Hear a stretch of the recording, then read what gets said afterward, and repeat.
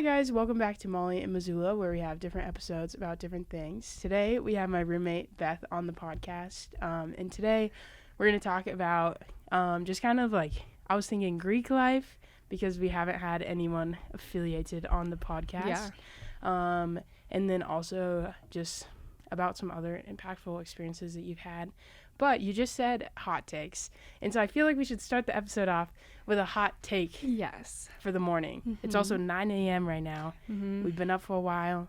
Beth was our little producer this morning. Shooting some videos. She was shooting the videos for the Zoo Curtains. So, yeah. What's your hot take of the morning? I think my hot take of the morning. Oh God, I didn't really think about this. Yeah, I didn't either until you brought it up. All of ours were like movie related. Oh. Not that they have to be on this podcast, yeah, but we were on a film set, so that's true. My hot take is, if anybody has seen the movie Mad Max Fury Road, it's supposed to be one of the best shot movies. There's this like one specific sequence, and when I took a class at UCLA, they took us to the theater and like had us watch these movies, and one of them was Mad Max Fury Road, and it was literally the worst movie I've ever seen in my life. That's what you saw at the Roxy? No, I saw it was in UCLA, so we went to like Westwood, and they have a movie theater there. I think actually that was maybe when we saw Mission Impossible Fallout. But I know that we watched Mad Max Fury Road because of this one scene, and it was all of the effects, everything was done like in one shot. And not even Zoo Crew does that. Come on. No, and it was like cars blowing up. Like there was like so many different cameras running all at once, because it was like the most impactful part of the movie. Wow. But I hated that movie. That's my hot take for the morning. I love it. Yours? I was too invested in yours to think of one at the moment, but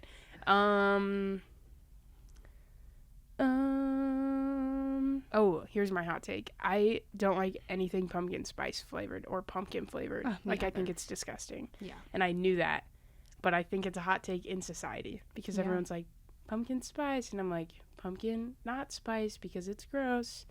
I also don't like pie, which is a hot take. I also don't like pie. Yeah, we just suck.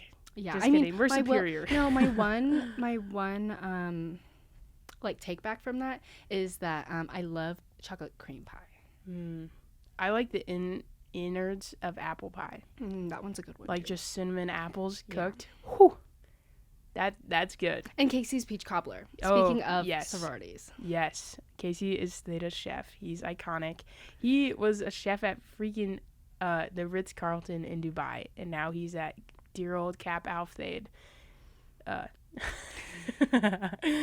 in Missoula, Montauk.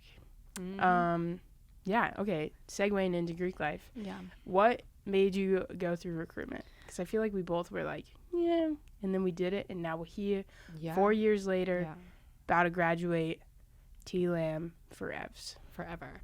For me, I had followed I don't know, as a filmmaker, right? Like I was really inspired by like YouTubers growing up and stuff like that. And so there's a lot of people that I followed that had went through Greek life, and I was really interested in it. And my sister actually, she went to Georgetown, and they don't have Greek life there, but she joined a Greek lettered society.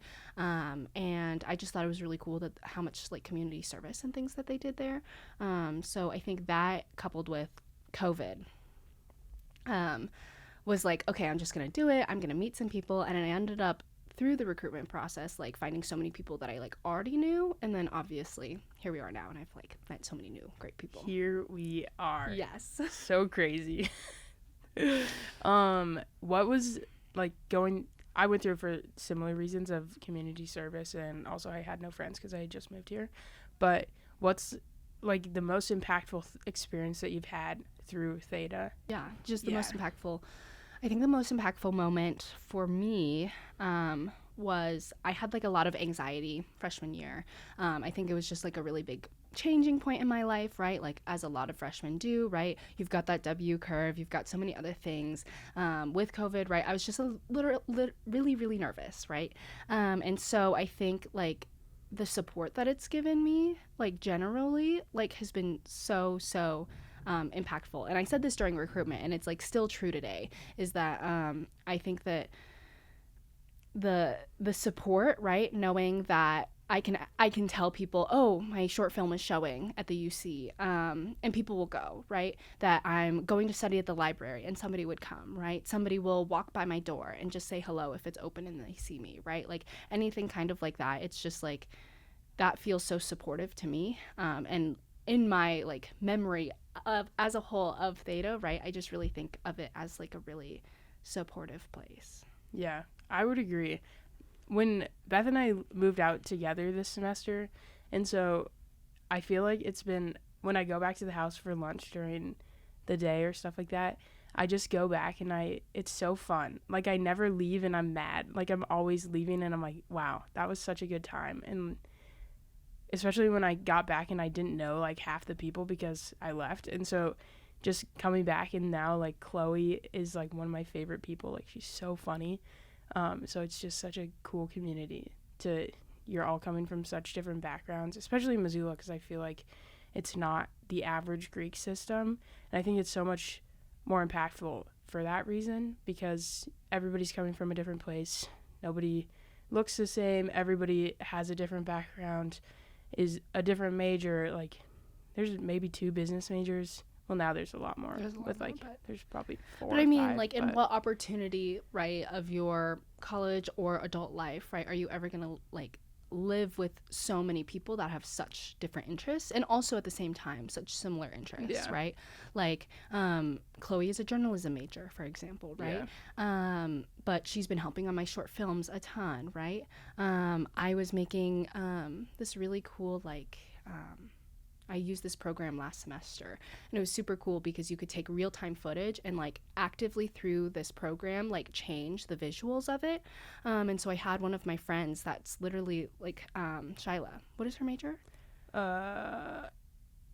Integrated physiology, I think. Yeah, she's an integrated physiology major, and she literally like danced. Oh wait, no, she's not. No, she is pre-dental. I think she's just right. Well, I do that part. I don't know. Well, Shyla is like, let me start this sentence over. I don't know what her major is. Sorry, Shyla is like a health major, right? Yes. Like she wants to become a dentist, and she literally helped me on my project, and she danced for my camera, all of these things, and we were able to like change the visuals through this program, and I turned it in and I got a great grade. But like it was just like a super cool opportunity, right? Because like how many times are you gonna live with people like that? True. I love Shyla. I think we should go through our time in the house because I think it's so fun. And for anybody that doesn't know, just to put it clearly, we are in Kappa Alpha Theta, one of the 3 Greek sororities on campus. True. And our fave, because we're in it. Speaking of Shyla, she was my first roommate in the house, and I don't think I would have survived without her. Like, we fed off each other like nobody's business, because we both were like, I can stay up till 3 a.m. because of that girl now, because she was doing homework in her bed. And I was like, can you go to the library or something? But then we just end up talking, and it was great. My first person that I lived with in the house was Abby Vogt, and she's a little grandma, and it turned me, I mean, I feel like we had similar habits already, so it was like very like easy peasy. I think that was probably the worst room that I lived in Theta, mostly because the beds are just right next to each other, and you cannot change the layout of it. Yeah. That is unfortunate. I miss Abby Vogt so much. Also, she never responded to my card, so I hope she got it. I should probably text her about that. Okay, what was the next room? What were all of the rooms that you lived in? So if you don't know, at least in our house, all of the rooms have names to them. So yeah. I lived in Icebox, which Shyla and I renamed Firebox because of our airiness. And then I lived in the vice president single. That's the only 2 rooms I lived in. Yeah. I lived in isolated island, because it's in a little corner of the house, and it just feels really isolated. You can't hear anything in the rest of the house. Even though assisted living is right across it. Yeah. And it's called that because it's the biggest room in the house, and it's where all the older members live. So they're like the grandmas. Mm-hmm. But Hence the fun. name assisted Yeah. living. And then I lived in Harry Potter's closet, which is actually bigger than Harry Potter's closet. It is. But I love loved that room. I lived with Michaela, and it was just amazing vibes. Like, it looked like a jungle in there. Like, we had so many plants. It was just, I love that room to death. And then I lived in assisted living. And then my last semester, I lived in isolated island as a single. Was it better as a single? Yeah, it was amazing to have like a single in the house, but it was so cold. Like, our house is really, really old. And so But it's great. Yeah, Love it. we love our house, but Blankets, love. you know, it's like a historical, like, if we wanted to, it could be a historical house, right? Yeah. And so that just means, you know, heating is not always even throughout the house, and so it was so cold in that room. Yeah. Yeah. Speaking of Harry Potter's closet, on every podcast I say how I like kind of got to know the person better, and I feel like that was our like founding moment of our friendship, because freshman year we didn't like hang out at all, and then We really just like walked to and from places together. yes, and then the beginning of sophomore year I really like didn't hang out with anybody besides Shyla and some other people, but I was like mostly focused on my like other friends. And then when I moved into, but Harry Potter's closet is here, my room was here, so we shared a corner together. We shared a wall. Yes, Essentially. but we were down this like same hallway, and so it's just our rooms, and I would just like annoy the shit out of all of you guys. Well, I think we were like getting ready for a party or something maybe, and Molly like came into the room, and she had this box. Who gave you that game? I just had bought it. Oh, okay. So Yes. Molly just bought this game of uncomfortable questions, and she just went through with Michaela and I, and we just answered all of these questions, and it was like a lot of fun. Yeah, and I feel like we got to know each other so well from this one box. Now it sits in our apartment, loud and proud. Have we opened it? No. Since that day, have I opened it? No. But then, yeah, I was in like, we went to this event or whatever, and then we took dendrology together from. Yeah, I feel like from that moment we were like, Yes. yeah, I feel like we're friends now. I mean, so neither of us are forestry majors. No. And obviously. And so we both needed our science with a lab credit, and Molly was going to take like earth science or something. Geology. And I was like, no, I've heard that class is terrible. You should take. Speaking from Sabrina.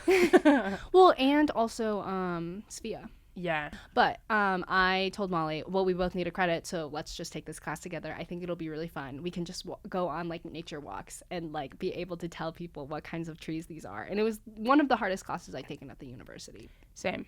App development, right at the same level as app development is easier now. But So all you business students know. take dendrology. It's as hard as the hardest MIS class.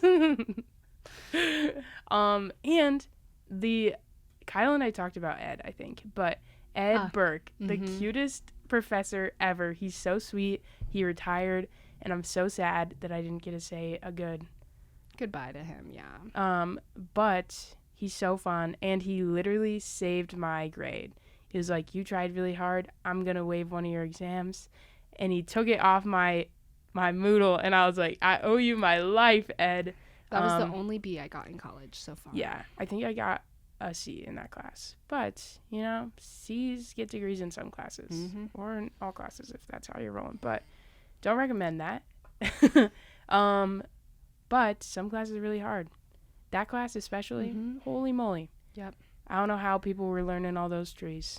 I guess to also introduce myself. Oh, yeah, sorry. No, it's fine. Hi, my name's Beth. I am a senior studying digital filmmaking. So, yeah, very different majors. Yes, that is true. But I feel like you could be a forestry girl if you wanted to. I could be. I mean, my kind of made that class my short film that I stuff. just wrote, the screenplay that I wrote for my capstone class, is combines trees, my interests of trees, and also just like this beautiful story of like love and loss and like regrowing from that, which is a perfect allegory for like trees. And then you're filming it and you're like, that is a Yes. ponderosa pine. Well, next semester, so you can take your capstone class up to 3 times, and it's really just supposed to be a portfolio builder in the media arts department. So you got a lot of people from the like game design side, people that are in the animation side, filmmakers, writers, all of the works, right? And so it's an amazing place to just kind of like collectively work together, right? Because you're making so many different connections. And then also, so I'm taking it next semester and just getting work done for your portfolio. That's nice. Portfolios are such a wild thing of like having, that's your resume, is your portfolio for the future. So it's kind of crazy. Yeah. But I'm excited to watch your short film. So thank you. I mean, this one's different. me and Deb are gonna, she doesn't like being called Deb. No, she likes being called Deb. She just doesn't like being called Deb. Our moms are both named Deborah. Yep. But my mom goes by Debbie. And my mom goes by Deb. And they both go by Deb. Yeah, I think that's gonna be so fun. Me and her just chilling in the audience. Yeah. Shouting out Beth. Anyway, sorry, that was a little bit of a segue, actually. No, you're good. You're good. Okay, speaking of my other favorite question besides the obvious one. Oh, actually, I'm gonna ask the obvious one that I've asked you. Okay, if you had to work for your top 5 companies. Yes. This is my favorite question to ask people because it tells you everything you need to know about a human, because people answer with like humanitarian companies and I'm like corporate. Yeah. Because I'm a business major. Yeah, but, of course. Okay, top 5 companies you would ever want to work for. Go. Okay, the top 5 companies that I would work for, I think really high on the list would be I think it would be so cool to work for A24, which I don't know if you know what that is. So they have been making like a bunch of movies. I'm trying to Everything Everywhere All at Once. That was like it won Best Picture at the Oscars last year, and they made that film. They make a lot of other films, but they're actually more of an indie film company, but they're obviously growing recognition. But unlike Sony and Paramount and Amazon, all of these other huge Disney, all of these other huge film corporations, because they're more of an indie film company, they kind of do what they want, right? So they actually were able to still continue to film movies, right, while the strikes were happening, because they weren't breaking any of the rules. Union strong for that, at least. But yeah, I don't know. That's one that I would love to work for. And then the next one, I'm trying to remember what this film company is called. I think they're also like a smaller film company, but they actually do films in both Britain and Australia. And I've seen 2 of their things that they've produced, and they're like honestly like top 5s. I watched and this movie had like a really big impact on me in high school. It was called Lion, with Dev Patel, and it was about an Indian boy who got lost and couldn't pronounce the name of his town that he was from, and so he gets adopted by an Australian family, and it's this whole like movie about him coming to terms with his identity and finding his home again, essentially. And they made that movie, and then I just recently watched, I think it's called Heartstoppers, and it's a TV show on Netflix, and it was just like so cute. It was so lighthearted. It was filmed gorgeously, and so I think that would be another one that I would love to work for. I don't know. I'm trying to think. Like, I think working for any of the big companies, right? Sony, Universal, Disney, any of those would be just so amazing to work on. But I don't know. Like, I don't know if, like, I feel like I count them all as one. Do you know what I mean? So all 3 of those are film companies. And then I think it would be really cool to work for Adobe in marketing. I don't know. I have kind of an interest, obviously. And so I think it would be really, really cool to like work with them. Maybe even in their like influencer section, right, where they're like hiring influencers to kind of use their products and talk about it and things like that. I think that would be really, really cool. Obviously, like I use Adobe all the time, and I've been using them for like 7 or 8 years now, and so I don't know. I think it would be really cool to work for them. And then finally, the last one. This one's hard. I don't know. Last time you answered this question, you said B&H. Right. Okay. Yes. That's the only one I remember. Well, and yes. the congregate of all the big film ones. Companies, yeah. Yes. I think it would be awesome to work for B&H. B&H, if you don't know or if you're not in the camera or film world, it's a gear store essentially. They're based out of New York, and I think it's a Jewish-owned business. But I love tech, anything tech related, and all things camera. I think that's one of the draws, honestly, of filmmaking, right? It's an expensive hobby and thus also career. Yeah. But like I think that the advancements in cameras and technology and all of those things are just so cool. And so I think working for something like that where you can help people essentially pick out the right gear for them would be just so fulfilling. Yeah, that is so fun. Speaking of, Beth helped me buy my camera that I did. bought, which was fun. I didn't buy it from B&H because it was more expensive. And broke college kid. Not really, but college kid. Speaking of cameras, would you like ever work for like Sony or Canon or Nikon or like any of these as like a camera person of like develop or like helping to produce new cameras or like market those new cameras or like that area? I don't exactly know how they do like that, but I feel like those companies have so much more than just filmmaking, and they have like a whole suite of people that's just focused on making these huge quality, like incredible cameras. So. I think that would be amazing. But I think, a lot of where I'm at right now in filmmaking and all of those things, right? Like just like any other art, right? I feel like it's really intimidating to actually go into the workforce, right? Yeah. Like unlike with teachers and doctors and all of these other things where you kind of have a set job, like that is your job, right? There's so many different aspects within this creative world that's not just being a cinematographer, being a director, being, a screenwriter, and you can use all of those aspects in other things as well, right? And so I think that would be like an amazing job, right? To kind of tell them, oh, well, like this didn't really work, or you need to fix the focus peaking on this part, or all of these kinds of things. But I think really to be successful at that, right, you would need to have a lot of experience like, within the film world first. And so that actually means like real world experience. Yeah. I was just thinking of this, but Sony, they make all their cameras and then they have all of their cameras to make. That's such a like good business model of like you produce all your cameras and then you can just produce what you need for all of your sets and films. Stuff. Like no other camera company does that, and that's insane. And Sony actually, I guess while we're on the topic of like tech and things like that, I think it's really cool. They produce the first global shutter. So if you don't know, on a camera, it goes from top to bottom. That's how they process the images, and it happens within like seconds, right? Like it's like less than a second that this happens. But if you've ever shot a video on your phone or anything like that of a train rolling by or like things that are going really, really fast, you can kind of see that things aren't properly aligned, if that makes sense. And so they produce the first global shutter where it exposes the whole sensor all at once, which is crazy because it's also on a full frame camera, and a lot of cinema cameras and all of those things are not full frame. And so it just means it's like an even bigger, like wider sensor that it needs to cover ground. And so you can take up to, I think, 120 photos in 1 second with this new camera.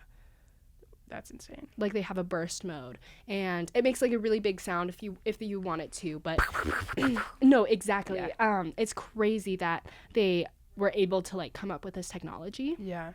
And I don't know, I just find those things like fascinating. Yeah. That's so wild.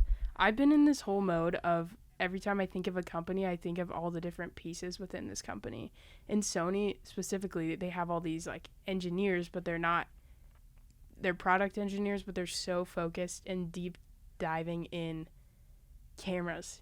I don't even know how you you're not even an engineer at that point, but you're an engineer in that specific thing. And all the different pieces of a camera, there's a specialist in every single one of those pieces, and it's so insane. And I just am in this mode of thinking of companies as different job opportunities as I already have a job, but like as I'm seeing what's out there, I think it's so interesting that you can literally do anything. Like, you just have to find that niche hobby or that niche that you want to go into, which is a lot harder to get the job in that specific niche. But it's so cool to know that if you were interested in that, like, you could take your degree and go deep dive into cameras and figure out how to make the next big thing that's going to blow up the camera world. So I don't know. And I think it's really interesting as well, right? I think, and maybe I'm wrong, right? But I think unlike in some other traditional corporate jobs, right, there's a lot of freedom in what type of job you have, right? So I follow this one creator on Instagram or YouTube or something, and he essentially made his own job. He is like a marketing person on sets to get behind the scene content and all of these different kinds of things, close-ups with the actual stars that are on the movies, anything kind of like that. And he just gets to go to a bunch of red carpets and cover all of these kinds of things and make all of this like content, and he has like a lot of freedom to make all of this content under the brand of whatever movie he's on set for, and I think that's so cool. Yeah. I've been talking about I applied for the Fulbright, kind of switching gears here. It'll come wrap in. back. It'll wrap in, I promise. But I applied for the Fulbright to teach English in Taiwan, right? And so I'm really, really interested in becoming fluent in Chinese and another language. And I think that would help me so much with job opportunities, just to be able to market myself, right, to these companies saying, well, I know 2 languages, right? I have an understanding of set etiquette and all of these different kinds of things. But I think it would be so cool to be, I think it's like an assistant director or something. Yeah. But they take the talent around and acclimate them to set, essentially. So it's like they're running on a schedule, right? They're making sure that they're getting to all of their appointments that they need to. And then they're also explaining, okay, like, here's kind of what we're doing, right? This is the reason why this and this and this are here, right? So like having a basis and an understanding of filmmaking and what is going on set is like hugely important, right? But then taking that in with like language learning, right? Like a lot of Hollywood finally, right, is like having a lot more diverse movies with diverse languages and anything kind of like that, right? I think Bong Joon-ho is like an amazing like representation of that. He's an South Korean filmmaker, and his movie Parasite won also an Oscar for Best Picture, right? And so being able to use that language to acclimate like talent on set would be literally so cool. Like, how niche of a job is that, right? But like, you could say, well, I have all of this experience and this knowledge and all of these things, and I can combine my 2 interests, right, to this perfect job for me. Yeah, that's insane. And I think it's so cool that you're applying for that. And I think going through like your application stuff, like, it was interesting to hear why you want to do it and all the passions behind going to Taiwan and just being able to take that into the real world. I was like, at the beginning, I was like, oh, you're like going for the culture. And I was like, holy crap, like, it comes full circle of everything, and it's so cool. And I think it's going to be a really cool opportunity when you get it. Yeah, knock on wood. Are wrapping up finals in our second to last semester at UM, which is insane. Looking back on the last 3.5 years here, what are the top 5 things that stand out to you that you will either take away from this university, or that just memories that you're never going to forget that have impacted you and will move forward and help you to be the professional in the growth that you've had at the university? Absolutely. What are those moments? I think one of them for sure is a conversation that I had with my mom in college, right? And I don't know if this actually counts as a quote college memory, but to me it does, because it really set me up to who I am now and all of the things that I've pursued here at the university. My mom was a non-traditional student. She paid for college her whole way, so she worked a full-time job along with going to college. She wasn't first generation, but it kind of felt like it to her. Yeah. And so when I came to college, I was having, like I said earlier, I was having all of these like existential crises, and I was just really nervous and really anxious all the time. And she was like, I just want you to focus on having fun and making connections, because those are two things I didn't have time for when I went to college. And it really, really impacted me and really stuck with me. And so obviously, I think that making connections is a big part of it, whether that's for fun, for your personal life, for your actual career life, anything kind of like that. I think that is like my number one thing that I will take away from college, is how to make those connections, right? Putting yourself out there, cold emailing people, anything kind of like that, right?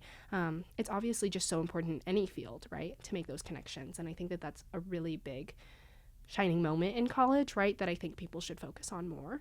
My second memory is probably getting a job at KPCN. Speaking of selling yourself, She's a filmmaker. Hire her. please. My boss, Shannon, and who's honestly just been like on my UM team. Like, she's been in my corner since my freshman year. She was my freshman seminar teacher. And she mentioned like this filming company thing that she ran like a couple times, and I was like, what is it called? Like, and I pulled her aside after class, online. So I was like, Shannon, can I talk to you for a second? Stay in the Zoom. Stay in the Zoom. Exactly. And I was like, can you tell me a little bit more about this program that you're running? And she was like, yes, absolutely. And I was like, oh, that sounds amazing. Like, I have all of these skills. I can do this. Like, and I was like, oh, and then I realized I'd been talking for like 10 minutes. And I was like, I'm so sorry. Like, I did not mean to just like sell myself in this moment. She was like, no, it's like a really good skill to have. It's like really good that you're putting yourself out there. And I'm glad that you feel so confident about all of these skills, because it, means that I have a lot more confidence in bringing you in for an interview, all of these kinds of things, right? And so I've learned so much being a producer at KPCN. Also, we're hiring. Shout out. Shout out to KPCN. But genuinely, right? Like, yeah. I think that being a producer and then eventually being a lead producer, right, has like really drastically changed where I'm at in college. I feel like I have so much experience on sets, talking with clients, managing schedules and scheduling filming and anything kind of like that, right? Yeah. I just feel really, really confident with it. And it's been really amazing to see the change in mindset that I've had from this job of, well, I want to get better, to I want my team to be better, right? Yeah. Once you've reached a certain point, it's less about the you and more about the collective we. Yeah. And I think that was like, and I realized that this semester, and I thought that was a really impactful moment.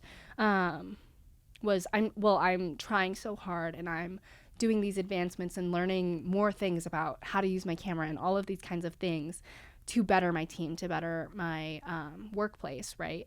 And the quality that we produce, rather than it just being for me. Yeah, I think that we've talked a lot about leadership this semester, and I think that is a huge leadership growth statement right there of, I'm doing this for other people rather than myself. And I think that's like one of the most important college lessons of how to recognize that you're doing things for other people and to help better them, because it helps you better them even more. And I just want to shout out, Beth made a freaking documentary this semester. Last semester. No, I was talking about the yes, the rodeo thing. I did make a short. It practically was like a documentary. But is it public? Yeah. Okay, I'm gonna link it down below. Perfect. For all 50 people that watch this. Yes, yay. But it was insane. She was gone every day. Beth and I, being roommates, never see each other because our schedules are so busy. But when we see each other, it's incredible. But she literally followed the rodeo team, went to this rodeo in Dillon. It was such a good documentary, and I got to see the whole thing come to life. One thing. Yeah. That's 5 minutes when you spent like 50 million hours on this think video. Billable hours, it was about 80 hours, which is crazy. Yeah. Shout out rodeo team. But it was just an incredible experience, honestly. Like, thinking about that video, I think was a turning point for my work and for the quality that we've produced up until now. It was the first video that we fully recorded in 4K. We recorded it in log, which is essentially a flat color profile, which makes all the colors flat. There, it essentially looks like you've taken all the saturation out of the video, so you can color correct it yourself. So that was a big moment. I've never done anything that intensive before, especially for KPCN. But, you know, the video is titled Day in the Life of a rodeo athlete, and my schedule literally became a rodeo athlete. And then put on the cowboy hat and she said, "I'm ready." Getting to travel with the rodeo team to Dillon for their last fall rodeo was incredible. It was incredible to be in the chutes, essentially. One of our tripods at work actually broke because I got hit by a steer. Yeah. And then just seeing like how everything came together with that video. And, you know, and it's not just me at KPCN. I want to shout out my whole team, like Aspen, my Ortesia kid. Aspen, Ben, Morgan, they all worked so incredibly hard on this video. I could not have done it alone. But I think that's also really cool, right? Like having all of this experience to work in a team, right, is not something that you come across a lot, right? Usually you have to force people to be in these teams, right? And so it's amazing that we all get paid to essentially expand our portfolio. But we have people from all different sectors. So Aspen, she's also a producer. She is not obviously, but she's a business student. Ben, he's a music student. I think he might be a composition music major, but he writes and produces all of the sound, and then also actually like edits all of the interview audio that we have. And so we have custom soundtracks and we have really good audios generally. And then Morgan, she is our animator, and so she does all of our lower thirds, intro animations, outro animations, anything kind of in that animation package realm she does. So it's like a lot of effort from a lot of people, but it's so cool how like so many different departments are like coming together to make these products. Yeah, no, the products are really good too. And I think that the team that you guys have this year has kind of changed the quality that KPCN has had in the future. And I think that that's so cool moving forward of this is like the new standard. And I think that's going to open up so many more opportunities for future employees of that company. Yeah. Just like when you graduate and leave, like you have, and the rest of the team have helped set everybody else that's going to come after you up for success, which is the best thing you can do. Yeah. But, okay, back to the most impactful moments. We're at number 3. The next 4. important... Sorry. Yeah, the next impactful moment was... again, Shannon. She asked me to be a peer educator. And I decided to take it, and I was like, why not? You know, I think that this could be really cool. Again, working on leadership skills, all of these soft and hard skills. I don't know. This is kind of a different segue that I'll leave for later. But leadership skills, talking to people, working and leading classroom activities, right, I think has made me feel so much more confident applying for the Fulbright. Again, it's crazy how I took these opportunities and how they've set me up to where I am now. I have classroom management skills, despite not having any education major at all. But I have classroom management skills. I understand like different learning styles. I understand how to run a classroom of 25 people. I understand how to do all of these things that, you know, you could go to school for, right?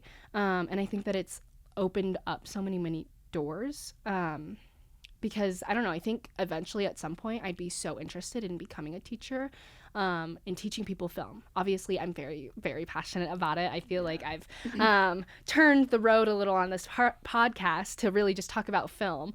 That's what you're passionate about. It's okay. I feel like that class has really set me up, and that experience, because I've done it for 3 years. I took the class as a freshman, and then I taught it for 3 years. And not only has that obviously like given me so much confidence within all of these other aspects of my life, but also it's like allowed me to meet so many other interesting and diverse people on campus as well, right? Talking about people in your corner, Shannon, who I met through the program, Emily Ferguson, who is the director of over the UC something like that. She is the director of like campus engagement or something for the UC. She does a lot. So She I never does know a her lot, like all of those title. events and all of the things that happen on the UC and even past that, right? Speaking The Oval. about Greek Yeah. life, you know. Oh yeah. She's like helping run that program as well. She just does so many cool things, and so to be able to put her on my resume, right? Yeah. Because I taught a class with her and she understands my drive, passion, and all of these other things that a job would want to know about, right? Is an incredible incredible. Again, thinking that this semester I taught with Maggie Engel, who is she works in the president's office, and it's like collecting all of these experiences and connections is just so impactful. Again, I feel like all of these are all within the same realm, but yeah. No, I agree. I think that Karen and I talked about this on the last episode too, but just putting yourself out there is such an impactful skill that you need to learn in college. And if you haven't learned it yet, you should start now. But I met Karen through the pumpkin thing last year, but then also this summer I saw Kyle and how much fun he was having working for her, and I was like, I cold emailed her and I was like, can I have a job? And she made a job for me.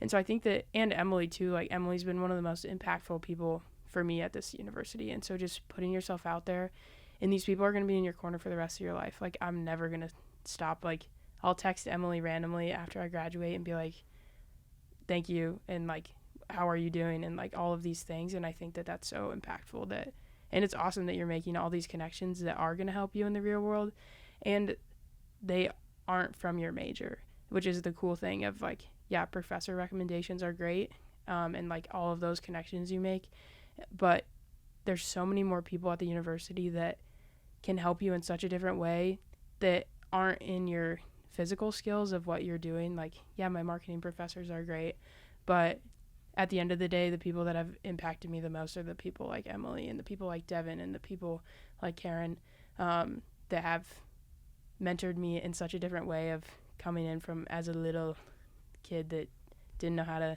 shut up, really. Well, I still don't, but like, that's so impactful. And I think that that's so cool that everybody is hopefully getting that experience and that you've got it in such a cool way. But yeah, and off of that, don't pigeonhole yourself. Don't put all of your eggs in one basket, because there's so many different things on campus that you just have no idea about, right? And so if it interests you, I say, why not?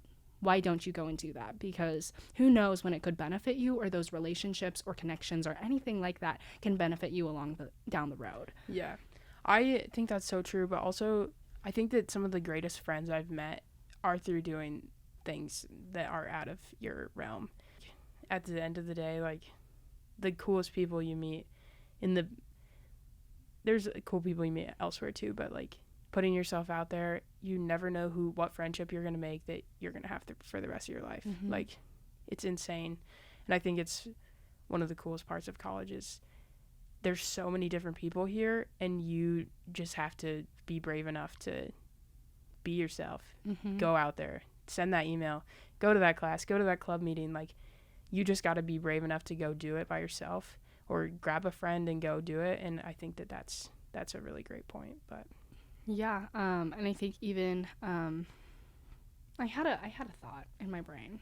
Sorry, I might have stolen it from you. No, it's okay. I was just thinking along the lines of, again, doing things that are outside of your major, right? And how impactful that was, but I don't really remember it. So. Okay, we're at 48 minutes, and I know you have class, so let's. What time is it?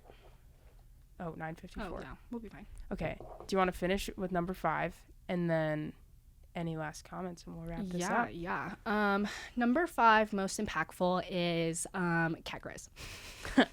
2 wins since 2 we've been wins. here, and only 3 games. Yes. I am a huge football fan. Go Niners. 49ers. Yeah.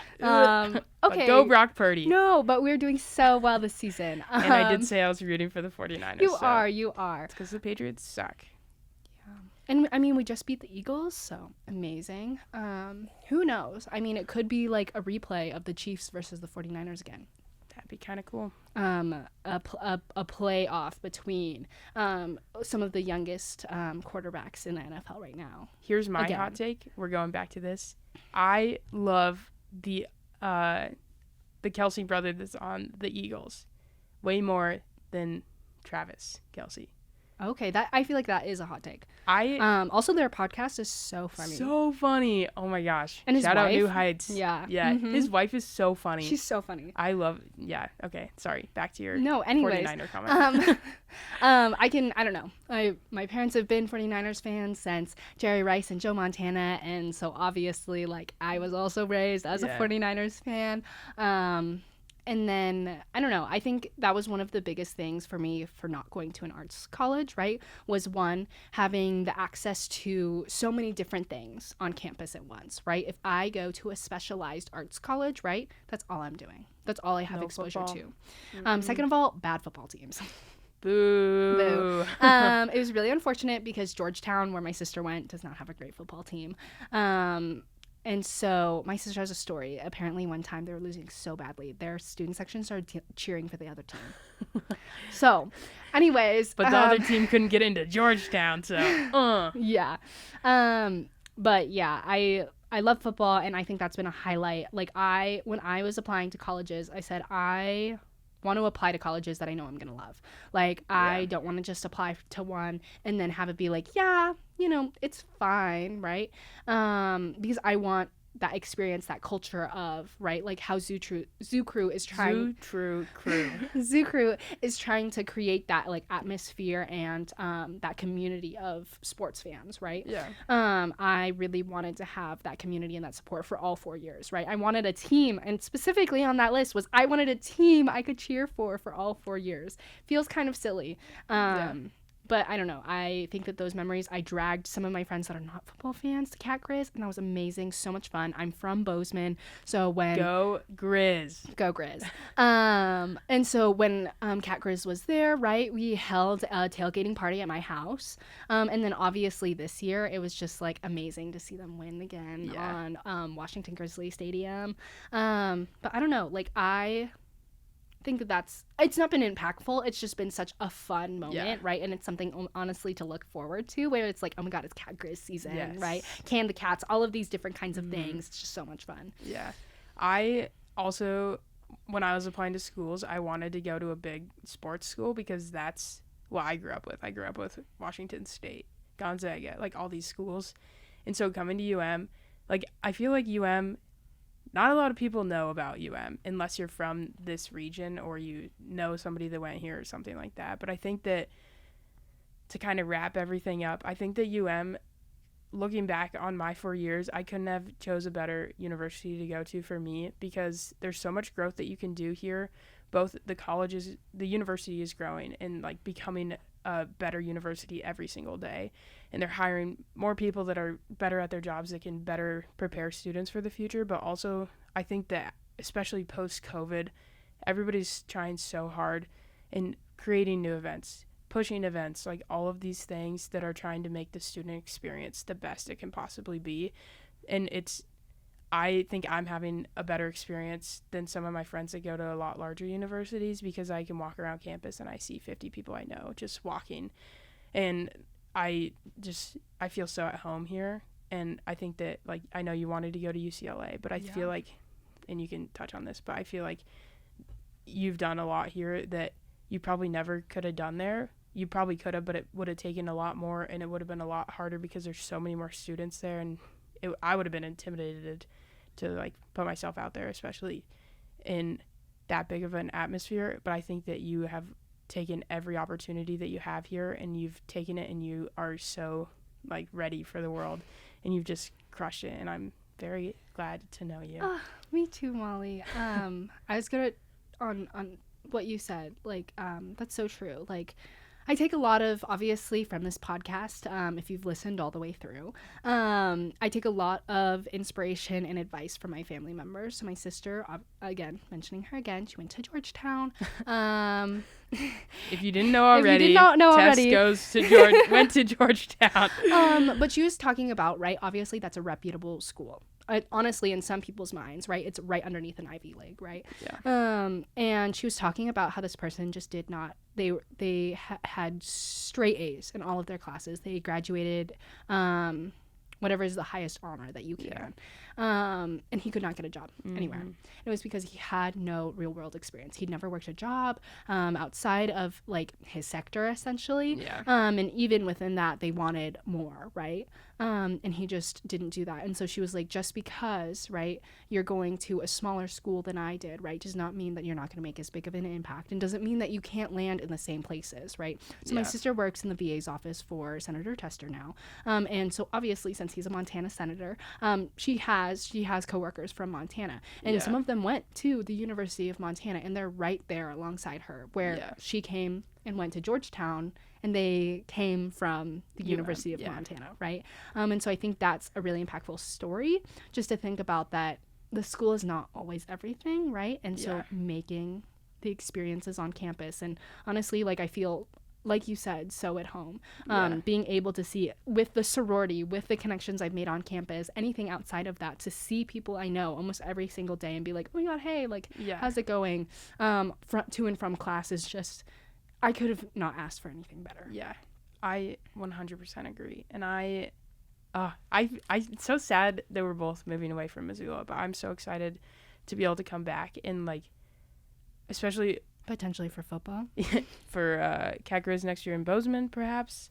But I look at Maggie's family a lot of how, like, I want to bring my kids back here and be like, let's go to a Grizz game and just show them, like, all these places that have meant so much to me. And I know that, like, we've talked about how you're like, I don't know if I'm going to see these people again.